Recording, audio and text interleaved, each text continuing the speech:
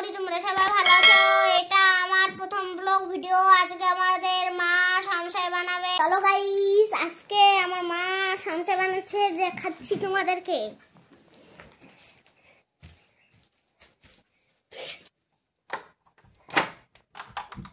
আমার মা সামসাই বানাচ্ছে গাইস, আমার মা সামসাই বানাচ্ছে।